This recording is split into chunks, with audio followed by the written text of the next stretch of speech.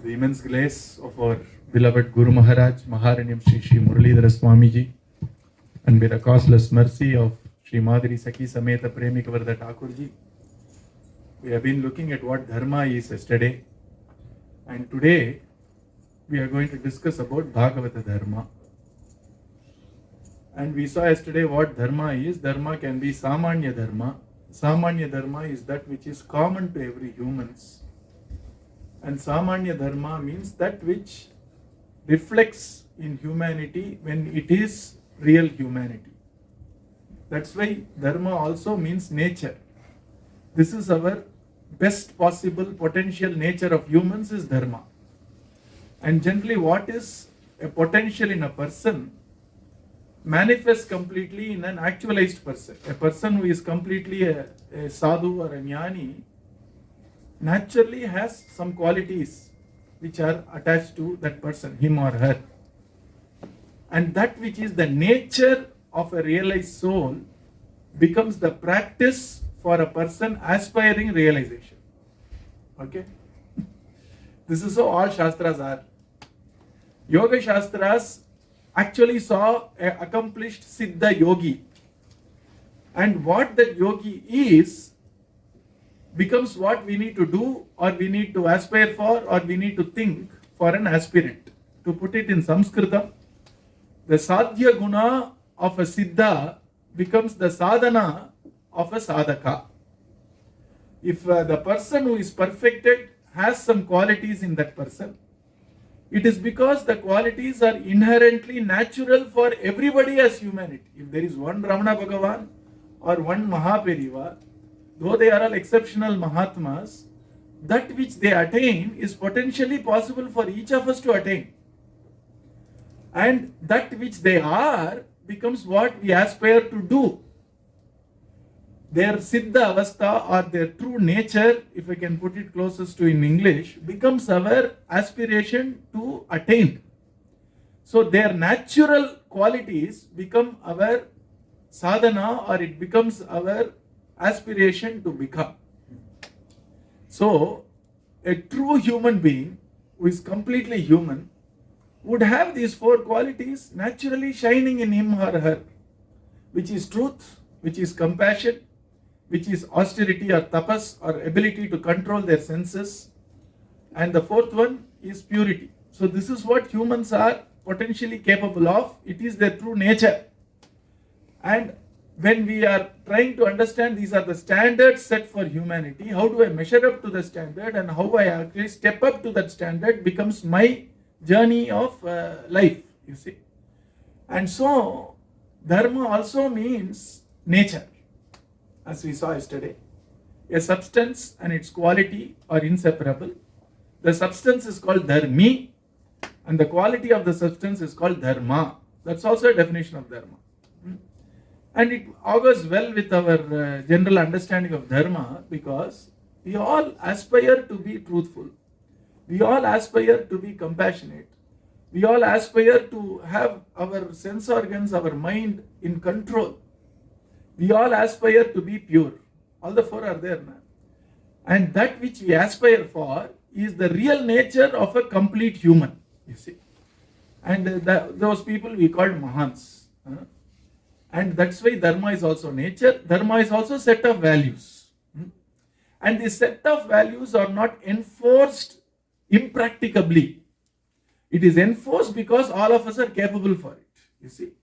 When you try to educate a child in mathematics, the child is capable. As a human intelligence, the child can learn mathematics. That's why we are trying to enforce, read this, do all these exercises, etc.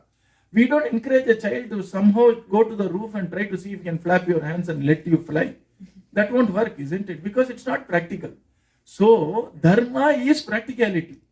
Many of us tend to dilute the Dharma in the name of practicality. That's why I'm taking so much pains to tell that Dharma is the real practical aspirational journey for any human to attain completeness or purnatva in life. And that is why it is Samanya Dharma. Any human needs to aspire for it. And that's why one of the four major goals or the purposes which is worth putting our effort on, they are called Purushartha. Purushartha means if a human is there, these are the 4 milestones or goals which we can actually put our effort on to attain it. In that, the first Purushartha is what is called as Dharma. And Dharma is the foundation for all the purposes which we actually aspire to attain in our life. The second Purushartha is prosperity or Artha. Everybody needs a little bit of a reserve fund. We are not hunter-gatherers. If we just today hunt something and eat something today, today's story is over. But then we want security for future. And so we tend to accumulate a little thing to make sure that we have saved something for the rainy day. To take care of our needs not only now but also in the future. Not only our individual needs but also the social needs as a community. All this is all Artha. You see, Artha, na? See the beauty of Tamil and Sanskritam, of most of the Indian languages. They are all very Vedantic in nature because Artha has 2 meanings. Artha and Artha.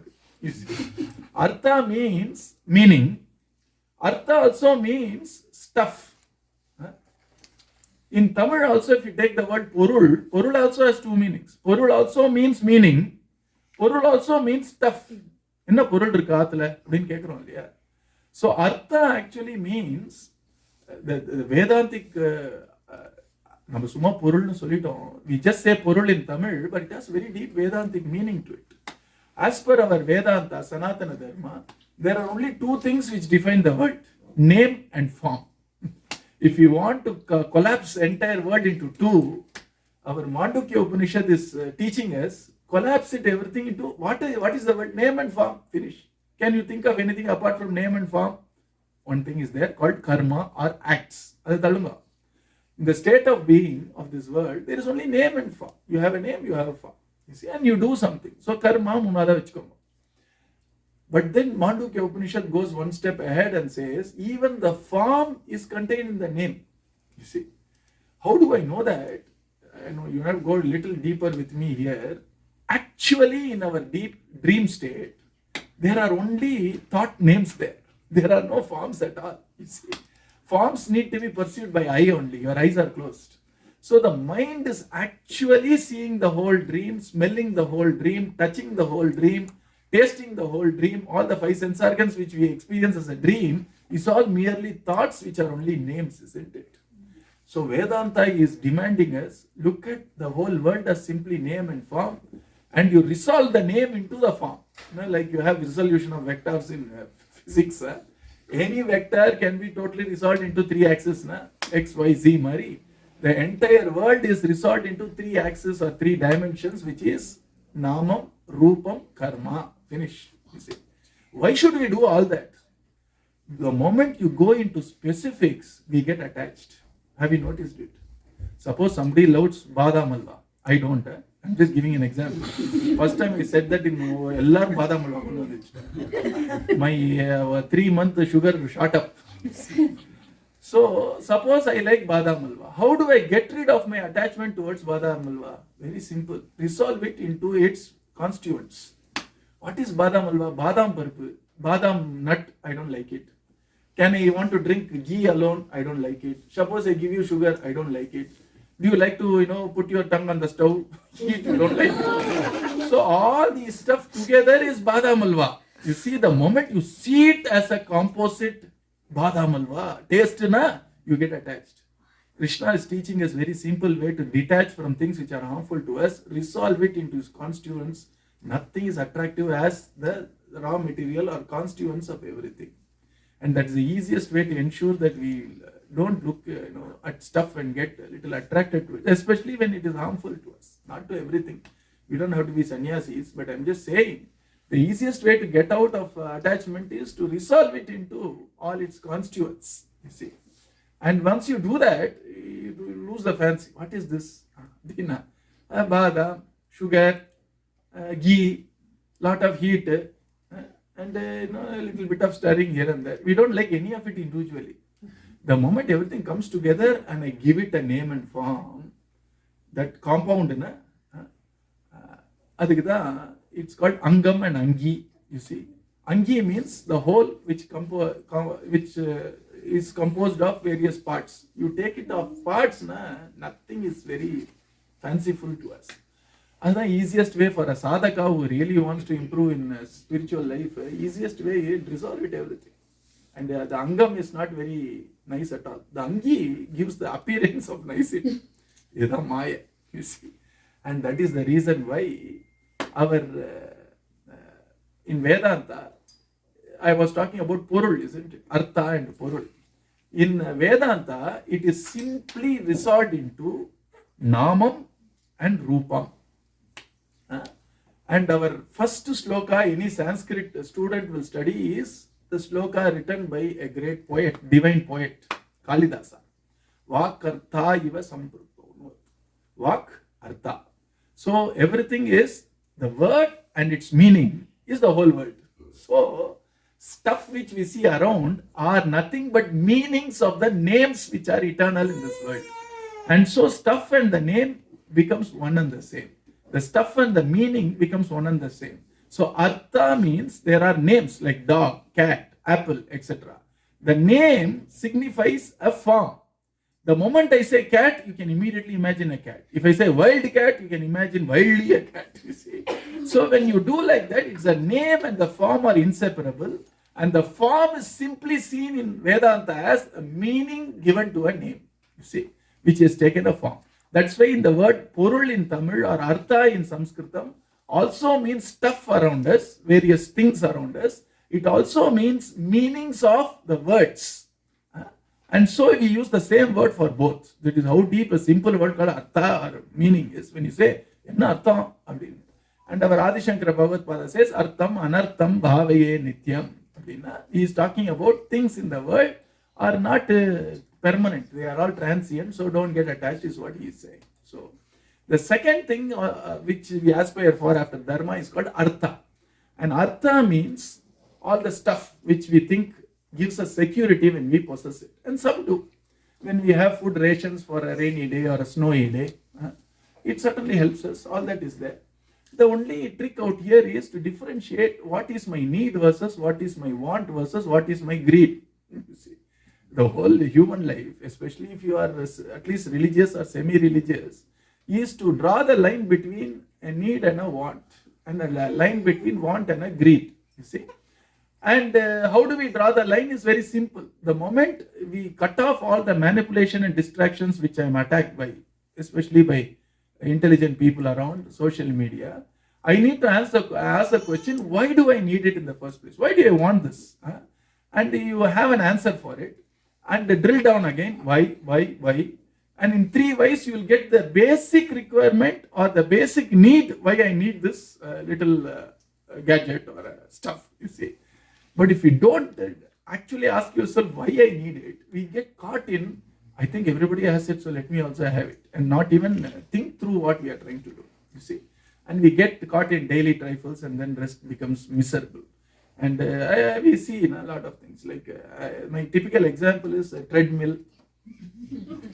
And everybody buys with great gusto. And then whenever I see treadmill in everybody's houses, I've stopped asking because I know it. And that will a lot of dust, cobweb, and the treadmill also needs some exercise, that's also gone. So here you find that, before asking why do I need it, say, let me try it. And then over 2 days we run in it. And then that's it. It becomes idle. And then Nariya we find. In India, vacuum cleaner is another example. Here I know you use it. In India, everybody buys a vacuum cleaner. It makes the house dirty. You see, because lot of dust around the vacuum cleaner and the tube is going all around the place. We not thought through. This is what I'm trying to say. That when you try to think through about the stuff which I aggrandize, then I actually ask, do I really need it? And will I really use it? And some people do something very interesting. They try it. They say, can you loan your, your vacuum cleaner for a week? Then you try it 1-2 days and then you realize this is Velakamar is better for me. Broomstick is better for me. And I've seen some people in Satsang, really intelligent people, trying it out and giving it back, saying that I've tried it out. And that's what is Artha. Artha means, very important Artha. Artha actually means some things which gives us a sense of security. Why do I need this security? It's a question. Why do I need to feel secure?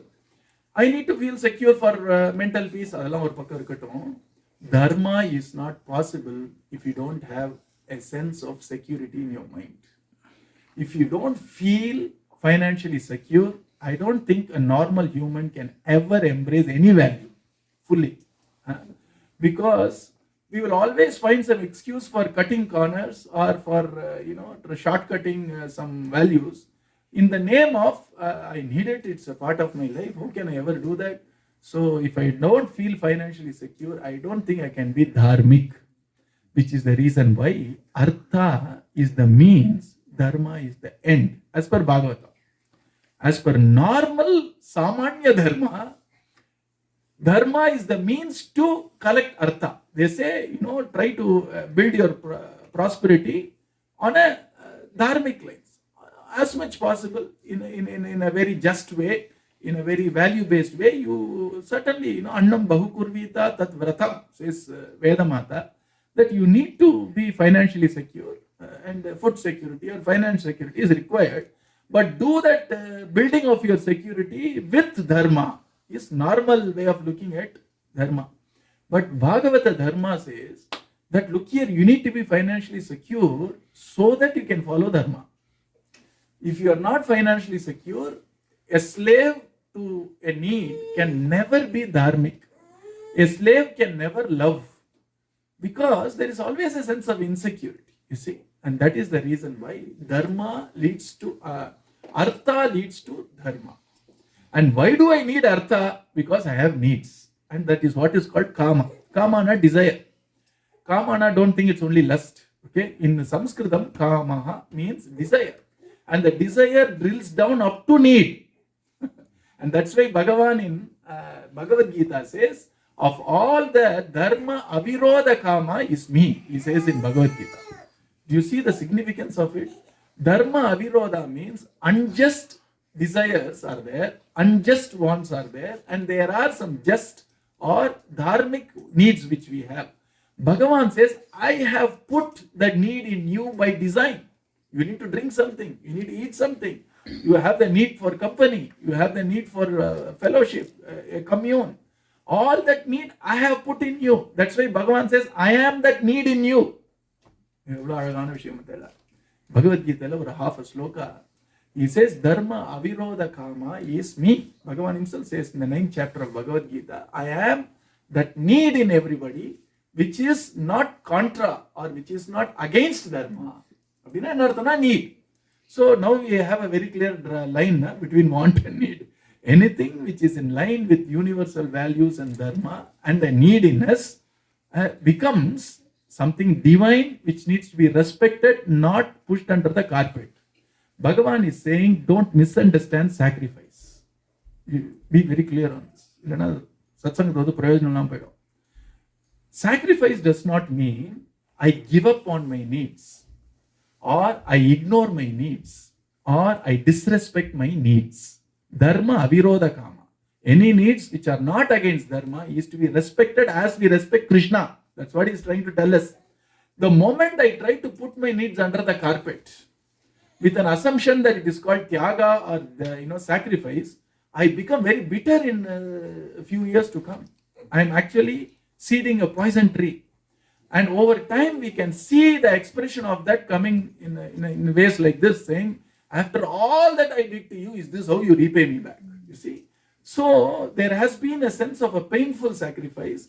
There has been a sense that I have ignored my needs, and hence I need some reprieve from it. I need a little bit of reciprocation. When it does not come, I become very bitter, and that is not what Tyagam is. You see, Tyagam is something else, and we need to understand that. What really Tyagam means is not giving up on my needs, not throwing my needs under the carpet. If I don't respect my needs, how do I expect somebody else to respect my need? If I myself are disregarding my need, it's only by charity or by chance that some other person would also respect my need when I myself don't. You see? And so Bhagavan very beautifully is hinting with half a sloka in Bhagavad Gita that you respect your needs, you acknowledge your needs, you try to get your needs met also. Some may not be met. This is what life is. Whether the needs are met or not is simply, if you want to put it in a very philosophical way, on our karma. You see, finally, our past karma and present karma. Present karma means efforts which are deliberately done to fulfill the needs, but that alone does not decide the result. There is also a past karma in play, which we call destiny. And one thing I think we need to fix in the way in which we teach our children to try is, generally the Western concept is, come on, if you try, sky is your limit. That's a beautiful inspiration way to teach them. But we also need to teach realism, saying that trial or your effort alone is not enough. There has to be some circumstantial stuff which is beyond your control also. If we understand and balance these two, when 90% of our efforts may actually give fruits, some may not, then the person should say, I have put my effort, why didn't I get the result? It is very unfair world, and the person becomes very bitter, you see. So obviously the result is an effect of two things, our efforts, and there is something beyond our efforts. I don't know what it is. You know? I don't know. You also don't know. அதுக்கு தான் தமிழ்ல ஒரு பேர் இருக்கு, அதிருஷ்டம்னு பேர். That which I know is called drishtam. That which I can see is called drishtam. Drishtina you all know, right? So that which I know is called drishtam. That which I can understand is called drishtam. Many times we use the word see to understand also. Oh, I see. You say, nah. How did this riddle come to that solution? Oh, this is how. Oh, I see it now. You saw the question, you saw the answer already. Na? So when you use the word see, it means I have understood it now in my head. So drishtam can mean two things. One is I see it, I touch it, I hear it, etc. And the second one is I understand it or I know it is also drishtam. But then a result comes because of the interplay of two things. One is what I do as an effort. It's called prayatna. And the second thing is what I don't know, which is also a factor, an unknown factor in all my efforts, which also need to work with my efforts to give a result. You see? And that is called adrishtam, which means I don't know. And they don't make a devata out of adrishtam. Poetically they say, adrishta devata is smiling at this person.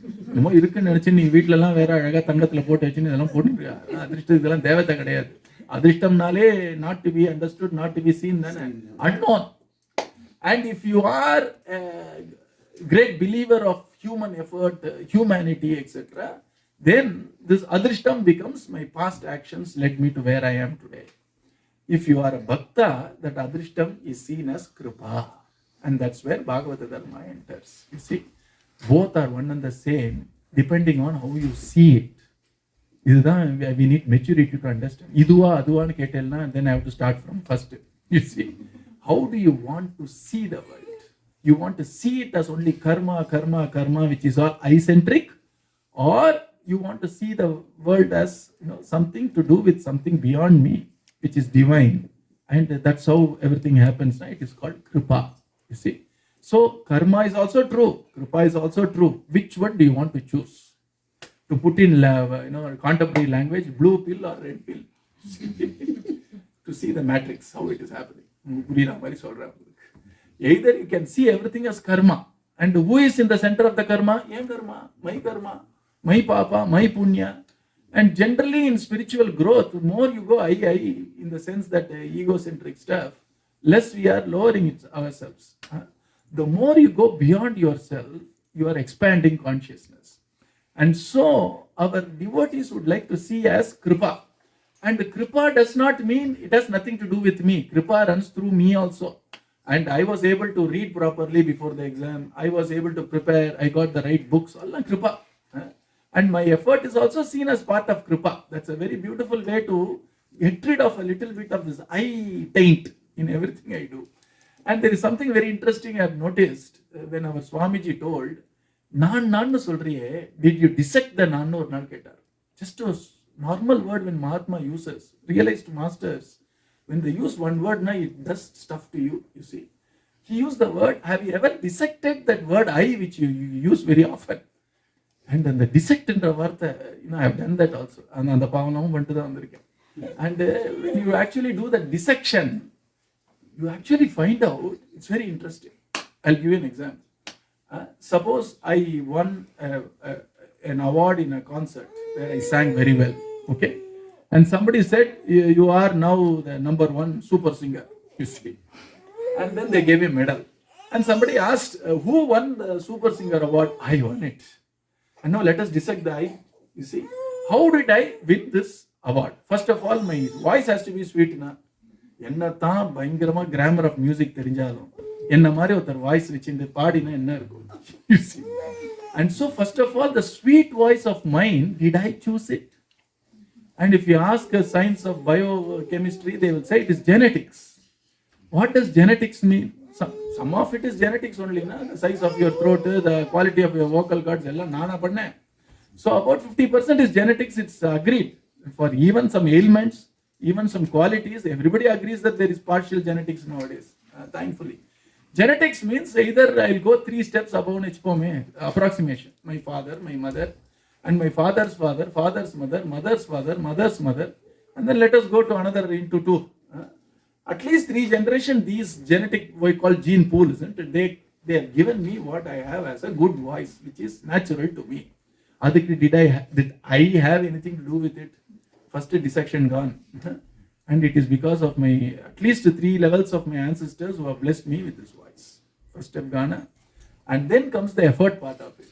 If I am able to sing, at the moment I was born, did I start crying Sarigama Padini? I only cried Ma Anna Alda. And then there was somebody who taught me basics of music. There is somebody who fine-tuned my music.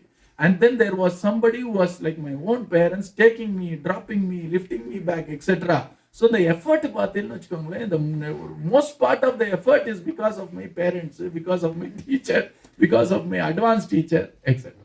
He also put some effort to do it. Okay. Suppose you are not fed properly. Do you think you can sing? There is actually an experiment done in Chandogya Upanishad where somebody said, how is prana and food and walk related? A chap is asking, how is memory and food related? So he said, don't eat for 15 days. The father is telling the son, don't eat for 15 days. And 15 days only water to sustain life. 16th day, the father is asking, what I taught you last month, you repeat. And then he says, take a little food. Take a little food. After 3 days, 4 days, 5 days, he gets all the memory back. And he says, look here, your smriti or your memory is related to food. This is how it's been taught to people. If I tell you as a theory, you won't feel it. If you actually fast and realize, oh my God, I've forgotten everything, that's the experience. So Upanishad talks about experiences, not intellectual gymnastics, you see. And so here, somebody fed me. Can you know who fed me? Somebody talking of rice separately. That rice would have come either from Andhra or Tamil Nadu or maybe even Mexico or say Florida. Somebody has cultivated rice. They have actually worked on the hot sun. They have actually trodden on muddy clay. And they have actually taken the rice, they have cut the rice, they have made the rice into a polished rice because without taking the husk off, I don't think we can eat. And then somebody packaged it, somebody sent it in a lorry, and finally I get it in the store, somebody arranged it in the shelf. For 1 pound of rice in my hand, for 1 morsel of rice, how many people's sweat and effort are there? You may have money, but if you eat money, you get the energy. So all their wonderful efforts are there in the 1 morsel of rice we eat. You see? And then imagine this. All the humans have done all these things. But then when you put a seed, the plant has to come out. So that I can't force it. No amount of AI can make seed into a plant. You see? Right? So that there is something called nature and there is something beyond our understanding. That a seed is somehow beautifully matures into a plant and then it ripens and the rain has to come in the right time. That heat should not be too much. And I just heard that chocolates have become very costly because of climate change. And that's the problem. So nature is actually helping us to do all this, isn't it? So, and finally, if you see, the whole world is in a very delicate balance of what is called as a food web. You see, all the living organisms of the world are very precariously perched in this wonderful balance of trying to feed us. You see, and even if mosquitoes become a little higher, we have a problem. Number of frogs eating the mosquito becomes a little higher, we have a problem. Number of cranes eating the frog becomes a little higher, we have a problem. So the whole world, all the living beings are interconnected in a very intricate food web, which is mind-boggling if you think about it. If you dissect all that, finally you find I neon illa. I am left with only few things now. One is that I, which I thought genetics is, I owe it to my parents, grandparents, great grandparents. So I should be grateful to them. And this energy which I get for doing everything, I owe it to all this so many humans who have directly or indirectly who have put their work. You may say we pay them. Suppose they go on strike, what will you do? You see, what will money do to us? And tomorrow suddenly inflation goes up. What will money do to us? So it is all the efforts of so many people, Manushyas around us, that we have something to eat and we have some energy to do what we did. And thirdly, there are all the other living organisms which are in the ecosystem, which helps us to get our food, to breathe properly, etc. Isn't it? Including trees. Otherwise, I don't know, we would have already been carbon saturated if not for trees. So, I have some people who taught me how to live a life of values. Some elders in my tradition, in my families. And then I have something called, this is how you lead your life, or Shastra. I owe all my brilliance to these 5 things. In when you dissect, becomes these 5 components. And that is what our Dharma says as Pancharinam. You see, you need to be grateful to these 5 agencies. And what we say, I actually is a phantom, and not the masked phantom. That which does not exist but gives an appearance of existence is this I. You see, that I is a composite of everything except me. It was a realization that what I called I is actually anything except me. It is the entire living organisms around me. It is all the others who have contributed to who I am right now. It is my mother, it is my father, it is my grandmother, my grandfather, my great-grandmother, all the genetics which came from them. It is all the various people who strive to make me speak, who make me sing, etc. It is all that wonderful forces of nature which is making the crop grow and give me energy, trapping sunlight, you see, and giving energy through the sunlight in form of food, etc. And so our Shastras say, this is a state of realization.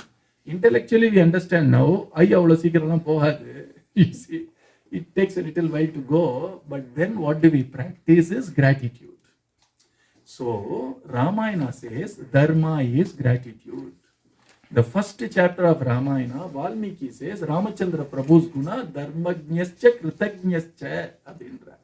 Dharmajñascha Kritajñascha sollum பொழுது, Dharma and gratitude is one artha, Dharma, that is gratitude is another artha. When you have 2 Sanskrit words of the same vibhakti, we can either use one as an adjective or we can use both as different qualities. You see, so Dharmajñascha Kritajñascha means Dharma, that is gratitude, was well flowered in Ramachandra Prabhu சொல்றதுனால Dharma finally boils down on a very practical plane, on a very deep plane to gratitude. And whom we need to be grateful for? Our mother, our father, our grandmother, our grandfather, our great-grandmother, great-grandfathers to the minimum. That's why yearly once at least, or if possible monthly once at least, we remember all of them and we try to show our gratitude in form of all this. So when the people ask if you put a little bit of til and tirth, will you go to your Pitrus ni kekarde is not a very fair question. How will you show your gratitude? How do you show love to a person? We have a lot of youngsters in the West. On February 14th, they want to show a love. This is red rose day, blue rose day. I can ask, rose chocolate. So there is one way to show something. There is a way and there is a convention. Everybody does that. And obviously, we won't give a thorn. Here is a thorn for you. So the what which we give should be naturally aligned to the bhava or our thought of that emotion, isn't it? Likewise, there is actually a way to transmit our gratitude to our Pitrus wherever they are in the loka through this medium. It is not an accident, it's water and sesame seeds. Okay? But it is also, even if we don't understand all that, we can understand one thing, I need to be grateful. There is a convention to show gratitude. Let me show my gratitude to some people. This is how Dharma should work. But then to start, nobody would suddenly start with a very rosy idea of what is a gratitude, etc. So we have to meritify. Right from our child eating, it is for her good or his good that child is eating.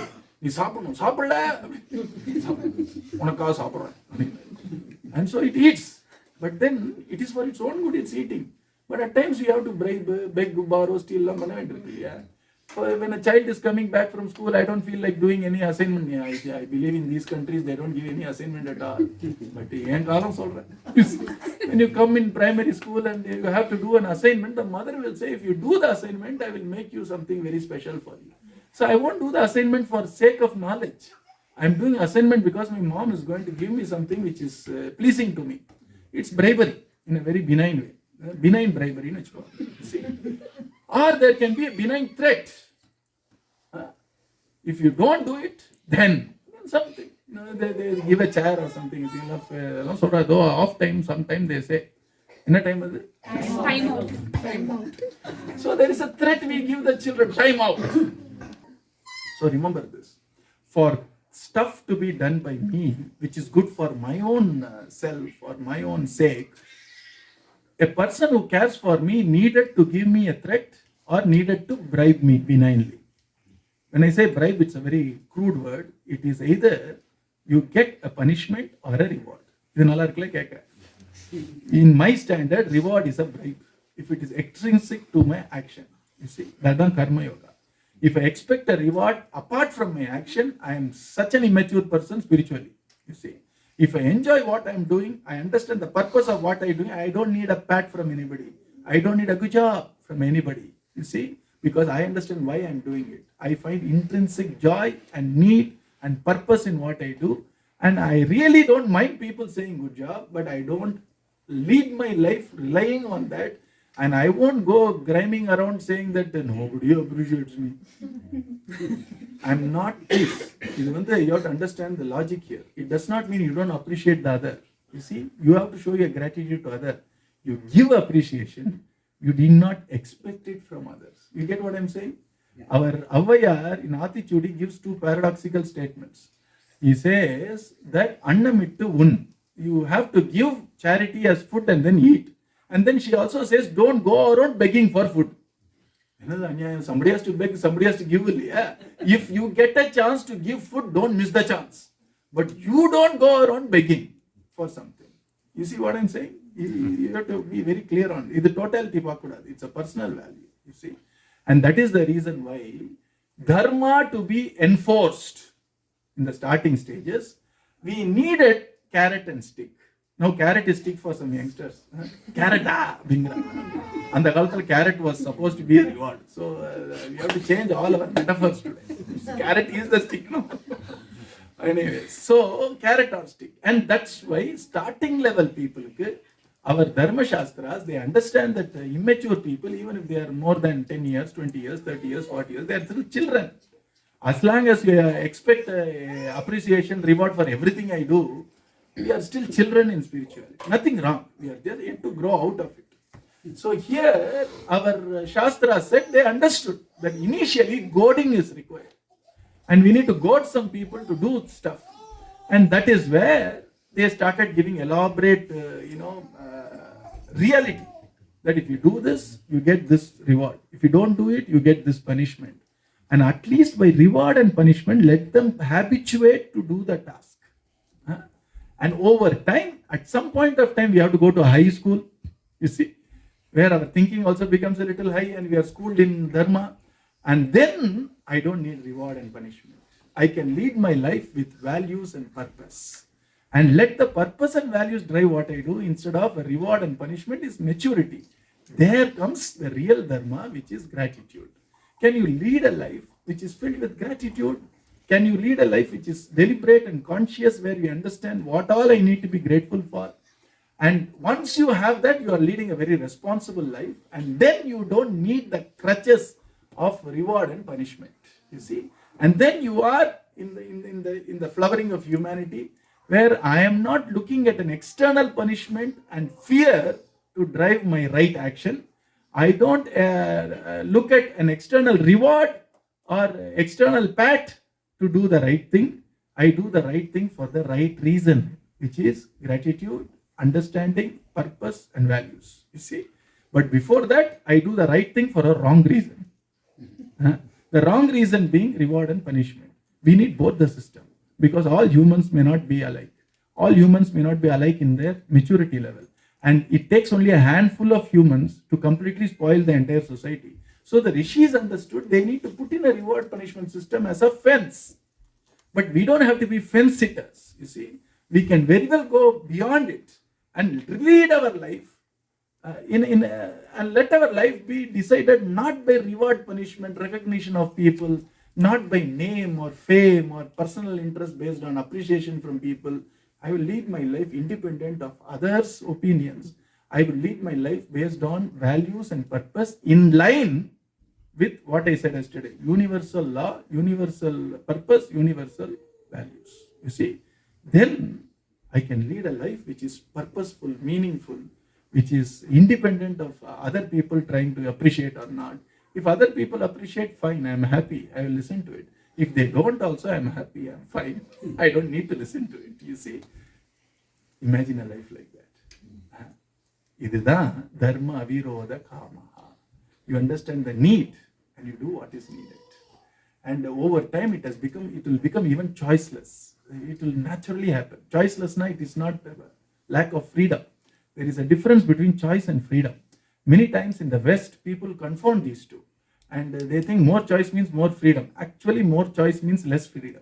Yes. And economists have realized it already, you see.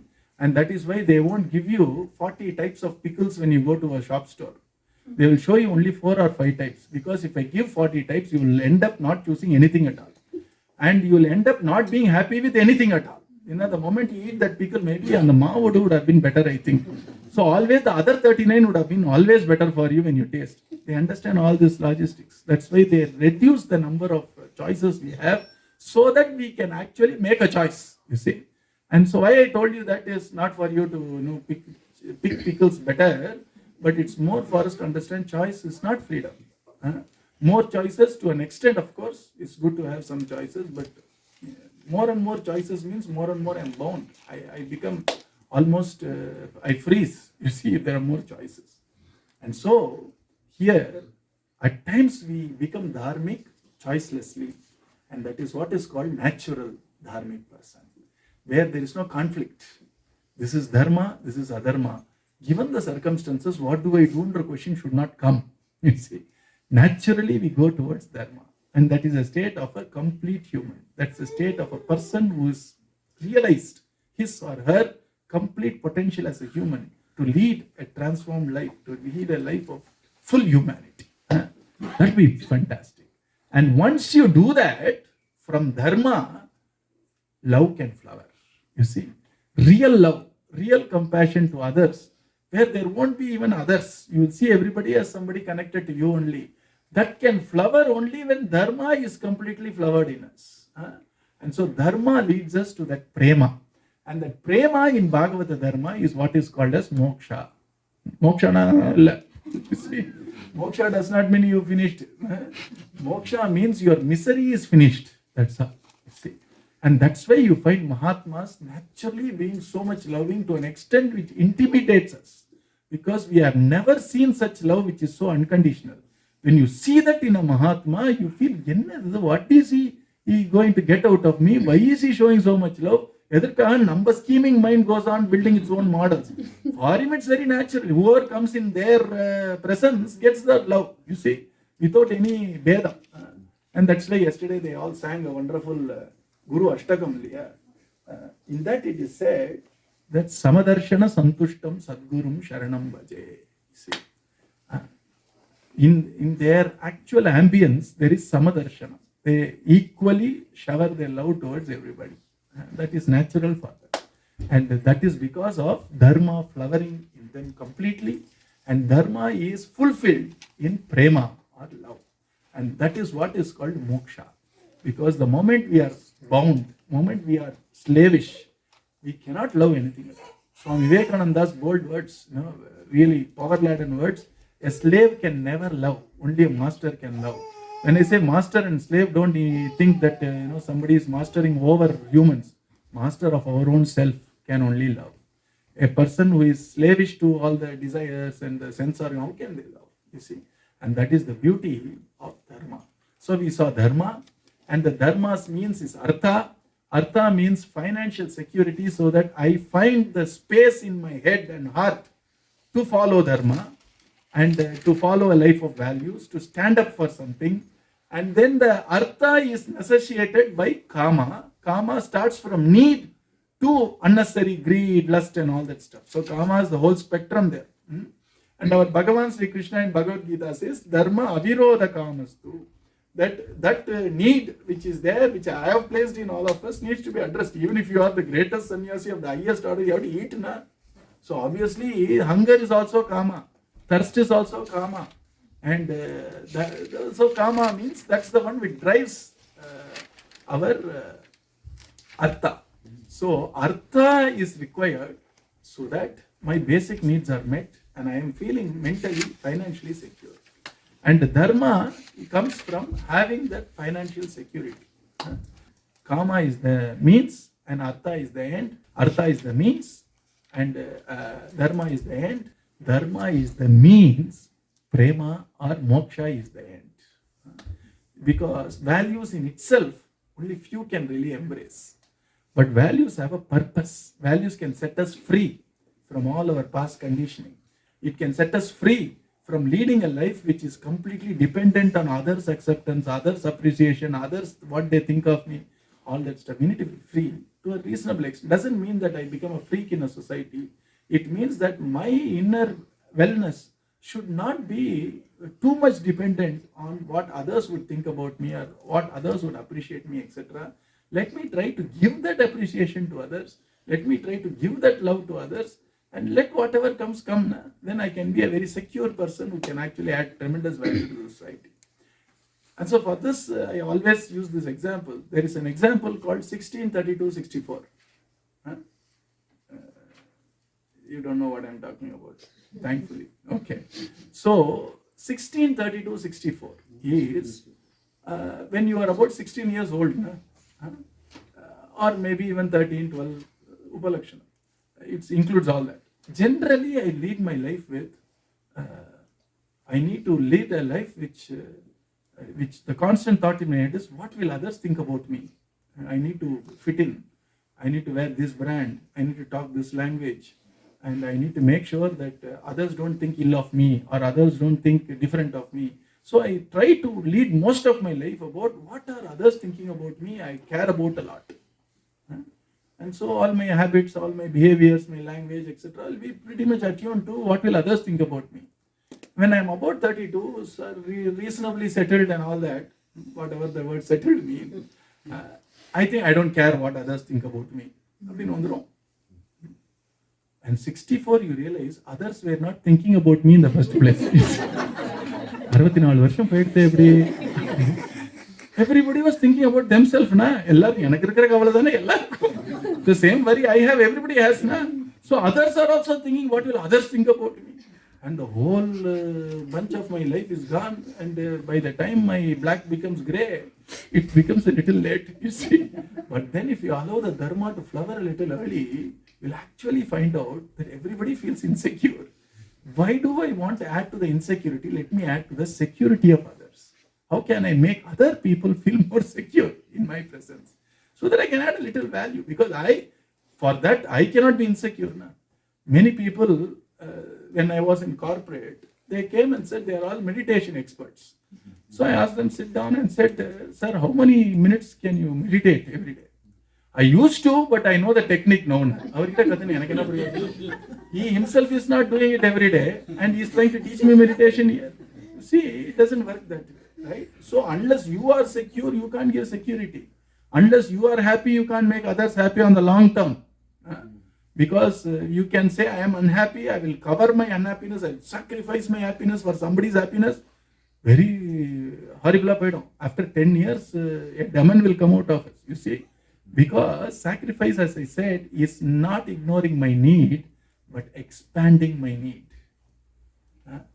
Which means, if I truly understand why I am getting into a family life, the sense of I and the sense of my need becomes our need, you see. And I goes into us, you see. Then sacrifice makes sense. I am still choosing to do some things for us, not for you, for us. And my sense of I becomes a little more. When I get a child or two children, My sense of I envelops into these four people. So every decision I take is for us, because I have grown out of just this physical frame into a unit called family. If I understand this process of expansion, I'm not sacrificing anything, in the sense that after 10 years, I don't look back and become bitter that I did so much sacrifice for you, and won't be a comment or a dialogue you'll have. You will really understand I have taken all my choices because I have expanded myself from a single organic unit into a unit of four. So all my decisions is for us, and I take it with full consciousness that I am taking this decision because I has expanded into four. If I can truly expand myself to about 1.25 billion people, when I stand in the border of my country in India, I am actually ready to even give up my life for me, which is the entire throbbing hearts of all the Indians who are behind me. I am sacrificing in the sense I have truly expanded my I to include all the billion Indians. You understand this? And that is why we salute such warriors. That is why we salute such, we call them selfless people. That's again a very wrong word. They are the people who understand the real self. And the self is not just me. It is that which encompasses the entire humanity. They are the real self. Issue pota problem I do. Self-oriented people. You see, you understand that the whole problem is English thinks self means ego. And then all the nomenclature of self becomes very polluted in a Vedantic sense. For me, self is supreme. Self is God. And selfless na godless na artha. You see, self na Atman. And there is nothing which exists except for Atman. You see. And what does selflessness mean? It really means that which myself has expanded to something bigger. I feel the joy in doing what I'm doing. If I feel pain in doing what I'm doing, it's called sacrifice in the normal sense. If I do joy in what I am doing, it is called karma yoga in the highest sense. So tyagam means karma yoga type of a thing rather than pain. You see, joyfully doing something. And that is the reason why our need should not be disregarded. It needs to be addressed. If possible, mature the need to include something bigger than just me. Then the need becomes a bigger need, and then I just move on. Otherwise, sacrifice becomes painful. You see, so we have to understand what sacrifice means for Dharma, which means that when I am in kindergarten, I sacrifice my kindergarten for primary school, and I sacrifice my primary school for middle school. I sacrifice my middle school for higher secondary. Is there pain anywhere? If there is pain, no problem. You see.